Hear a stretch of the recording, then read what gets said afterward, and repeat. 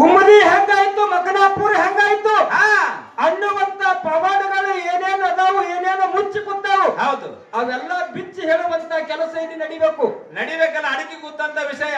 ಮಾಳಿಂಗರಾಯನ ಮಟ್ಟ ಮನಿ ಒಳಗ ಪಾನೂರು ಹೆಂಗಾಯ್ತು, ಹೂನೂರು ಹೆಂಗಾಯ್ತು, ಹೌದು, ಆಲಕನೂರು ಹೆಂಗಾಯ್ತು, ಸಿರಾಡೋರು ಹೆಂಗಾಯ್ತು ಅನ್ನುವಂತ ನಿಮ್ಮ ಸಂಪ್ರದಾಯದೊಳಗೆ ಏನು ಮುಚ್ಚಿ ಕುಂತಾವ ಅನ್ನುವಂಥದ್ದು ಅಪ್ಪಾಜಿ ಅವ್ರು ಕೇಳ್ತಾರೆ, ನೀವು ಅವರಿಗೆ ಕೇಳ್ರಿ. ಹೌದು, ಅನ್ನುವಂತ ಬಹಳ ಒಳ್ಳೆಯ ಮಾರ್ಗದರ್ಶನವನ್ನ ನೀಡ್ಯಾರ, ಹಾಕಿ ಕೊಟ್ಟಾರ. ಹೌದು, ದೈವದ ಮಾರ್ಗದರ್ಶನದೊಳಗ ಹೋಗುನು ನಾವು ಮಂಗಳ ಪದ್ಯ ಮುಗಿಯವರಿಗೆ ಹೋಗಬೇಕಾಗ್ತದ. ಹೌದು, ಆ ಅಪ್ಪಾಜಿ ಅವರಿಗೆ ಏನು ಕೇಳದ ಮಾತಪ್ಪ ಅಂತ ಕೇಳಿದ್ರ, ಏನ್ ಕೇಳುದದ? ಯೋಗಿ ಅಮೋಘ ಸಿದ್ಧ, ಋಷಿ ಅಮೋಘ ಸಿದ್ಧ, ಹೌದು, ಸಾಧು ಅಮೋಘ ಸಿದ್ಧ, ನಾಡುಗೌಡ ಅಮೋಘ ಸಿದ್ಧ, ದೇಸಾಯಿ ಅಮೋಘ ಸಿದ್ಧ, ದೇಸಾಯಿ ಅಮೋಘ ಸಿದ್ಧ, ಯೋಗಿನಾದ ಅಮೋಘ ಸಿದ್ಧ ಮುತ್ತ ಕೈಲಾಸ ಬಿಟ್ಟು ಮರ್ತ್ಯ ಲೋಕಕ್ಕೆ ಬಂದು ಕೈಲಾಸದೊಳಗ ಬಾಳಕಾವತಿಗೆ ಮಾತು ಕೊಟ್ಟ ಪ್ರಕಾರವಾಗಿ ಏನಾಗಿತ್ತು? ನಡುಟ್ಟಿ ನಾಗರಾಯಗೌಡನ ಮಗಳು ಹೌದು ಪದ್ಮಾವತಿಗೆ ಮದುವೆ ಆಗುವಂತ ಸಮಯದೊಳಗ ಏನಾಗಿತ್ತು? ಹೇಳಿದ್ದ ಅಮೋಘ ಸಿದ್ಧ ಮುತ್ಯ ಏನತಾನ? ಮರ್ತ್ಯ ಲೋಕದೊಳಗ ನೀ ಹುಟ್ಟಿ ಬಂದಿಂದ ಹೌದು, ನನ್ನ ಗುರುತ ಹಿಡಿದಂದ್ರೆ ನನ್ನ ಜೋಡಿ ಲಗ್ನ ನಿಂದ ಆಗ್ತದ. ಗುರುತ ಹಿಡಿಲಿಕ್ಕಂದ್ರ ಇಲ್ಲ, ನನ್ನ ಬೆತ್ತದ ಜೋಡಿ ಲಗ್ನ ಅಂತ ಹೇಳಿದ್ದ. ಹೌದು ಹೌದು, ಪದ್ಮಾದೇವಿ ಲಗ್ನ ಮುತ್ಯ ಅಮೋಘ ಸಿದ್ಧನ ಜೋಡಿ ಆಗ್ಯದ ಪುಣ್ಯಾತ್ಮ ಮರಿ. ಪದ್ಮಾದೇವಿ ಜೋಡಿ ಲಗ್ನ ಅಮೋಘ ಸಿದ್ಧ ಮುತ್ಯನ ಬೆತ್ತದ ಜೋಡಿ ಲಗ್ನ ಆಗ್ಯದ. ಬಹಳ ಆನಂದದ ಮಾತ. ಹೌದು, ಇದೇನು ಕೇಳೋದ ಮಾತ? ಏನು? ಯಾರದೇ ಮದುವೆ ಆಗುವಂತ ಸಮಯದೊಳಗ ಹೌದು, ಮದುವೆ ಒಳಗ ಆರತಿ ಹಿಡಿಲಾಕ ಹೆಣ್ಣು ಮಕ್ಕಳು ಮನಿ ಹೆಣ್ಣು ಮಗಳು ಬೇಕು, ಬೇಕಾಕಾರ ಪುಣ್ಯಾತ್ಮ ಮರಿ. ಹೌದು, ಅಮೋಘ ಸಿದ್ಧ ಮುತ್ಯನದೊಳಗ ಆರತಿ ಯಾರು ಹಿಡಿದಾರ ಲಗ್ನದೊಳಗ? ಯಾರು? ಮನ್ನೂರ ಗ್ರಾಮದ ಯಲ್ಲಮ್ಮ ದೇವಿ ಹಿಡ್ದ. ಮುದ್ದೆ ಅಮೋಘ ಸಿದ್ಧನ ಮದುವೆ ಒಳಗ ಆರತಿ ಹಿಡಿದಾಳ ತಮ್ಮೆಲ್ಲರಿಗೂ ಗೊತ್ತದ. ಹೌದು, ಇಲ್ಲಿ ಏನು ಕೇಳೋದ ಮಾತ? ಏನು? ಈ ಭೂಮಿಯ ತಲೆ ಮ್ಯಾಗ ಹೌದು, ಕಲ್ಲಿನ ವಸ್ತ್ರನಾಗ ಕಬ್ಬ ತಿನಿಸ್ಯಾರ. ಹೌದು, ಕಲ್ಲಿನ ದೇವರಿಗೆ ಹಾಲು ಕುಡಿಸ್ಯಾರ. ಹೌದು, ಭಗವಂತ ಪ್ರಸನ್ನನಾಗಿ ಅವರವರ ಭಕ್ತಿಗೆ ಮೆಚ್ಚಿ ಹಂಗ ಮಾಡ್ಯಾನ.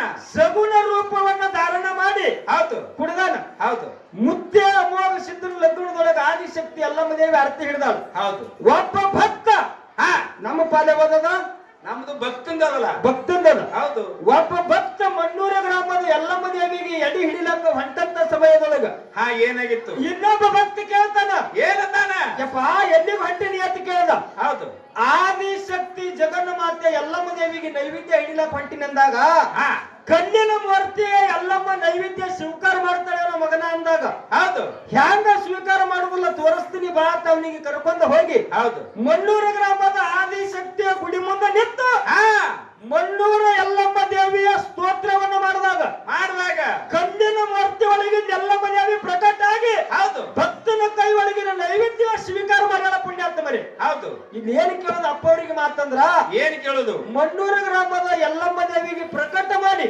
ಹೌದು, ನೈವೇದ್ಯ ಸ್ವೀಕಾರ ಮಾಡಿಸಿರ್ತಕ್ಕಂತ ಭಕ್ತಿ ಯಾರು, ಅವನ ಹೆಸರೇನು ಹೌದು ಅನ್ನುವಂಥದ್ದು ಒಂದೇ ಒಂದು ಮಾತು ಕೇಳಿ ಬಹಳ ಮಾತುಗಳನ್ನು ಹೇಳಲಾರ್ದೇನೆ ಹೌದು ಯಥಾ ಪ್ರಕಾರ ಒಂದು ಸತ್ಯ ಸುಂದರವಾದಂತ ಚಾಲ ಹಾಡೋಕಿನ ಮೊದಲ ಇನ್ನ ಒಂದು ವಿಶೇಷವಾಗಿರ್ತಕ್ಕಂತ ಮಾತ ಏನು? ರಾಮಾಯಣ ಕಾಲದೊಳಗ ಪುಣ್ಯಾತ್ಮರೇ ತಮ್ಮೆಲ್ಲರಿಗೂ ಗೊತ್ತದ. ರಾಮಾಯಣ ಕಾಲದೊಳಗ ಹೌದು ಭಗವಂತ ಅವತಾರವನ್ನ ಧಾರಣ ಮಾಡಿಕೊಂಡು ಶ್ರೀರಾಮಚಂದ್ರನಾಗಿ ಅಯೋಧ್ಯ ಪಟ್ಟಣದೊಳಗ ಹೌದು ದಶರಥ ಮಹಾರಾಜನ ಹೊಟ್ಟಿನ ಹುಟ್ಟಿ ಬಂದ. ಹೌದು ಯಾರು ಯಾರು? ಶ್ರೀರಾಮ ಪ್ರಭು. ಹೌದು. ಲಂಕಾ ಪಟ್ಟಣದ ರಾವಣ ಸೀತಾದೇವಿಯ ಮೇಲೆ ಮನಸ್ಸು ಮಾಡಿ ದೇವರ ಹೆಂಡತಿಯನ್ನ ಒಯ್ದು ಲಂಕಾ ಪಟ್ಟಣದೊಳಗೆ ಇಟ್ಟಾಗ ದೇವರಿಗೆ ದಿಕ್ಕು ತಪ್ಪಿ ಹೋಗಿತ್ತು. ಹೌದು ದೇವರ ಯಾಕೆ ತಪ್ಪಿದ ದಿಕ್ಕ?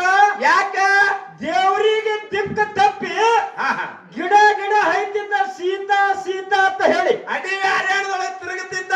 ಅಡವಿ ಅರಣ್ಯದೊಳಗ ದೇವರು ಶ್ರೀರಾಮ ಪ್ರಭು ಅವತಾರ ಧಾರಣ ಮಾಡ್ಕೊಂಡ ಬಂದು ಹೈತಿದ್ದ. ಹೌದು. ಆ ಟೈಮದೊಳಗ ಏನಾಗಿತ್ತು?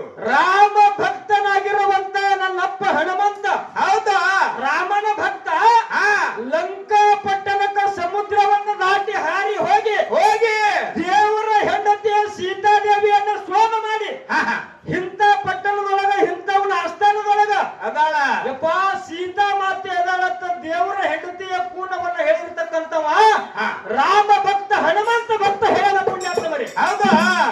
ಯಾರು ಹೇಳ್ಯಾರ? ಹನುಮಂತ. ದೇವರ ಹೆಂಡತಿನ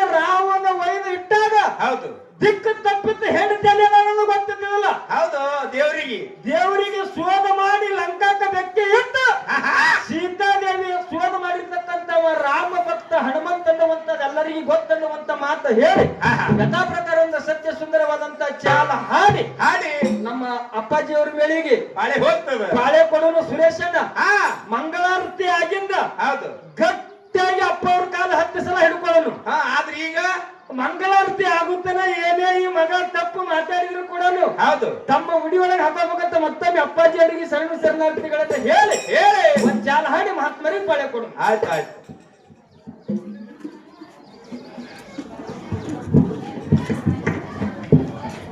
ಹಾರ ಹಾರ